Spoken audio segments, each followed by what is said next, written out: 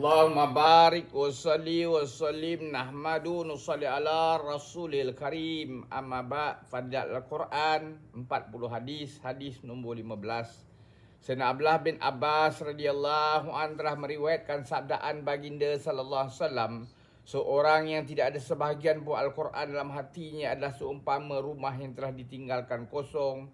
Hadis riwayat Tirmizi, Darimi dan Hakim.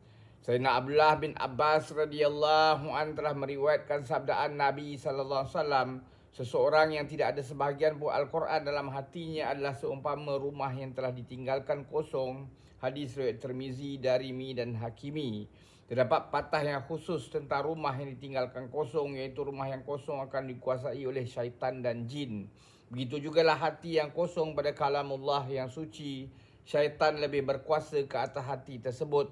Betapa pentingnya menghafal Al-Quran telah dekankanlah hadis ini, sehingga dinyatakan bahawa hati yang tidak menghafal Al-Quran adalah seumpama rumah yang telah ditinggalkan kosong.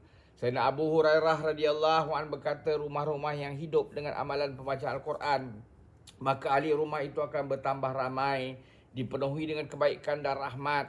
Para malaikat akan turun ke dalam rumah itu dan syaitan-syaitan akan meninggalkan rumah itu. Manakala rumah-rumah yang tidak dibacakan Al-Quran, kehidupan ahli rumah akan menjadi sempit dan hilang keberkatan.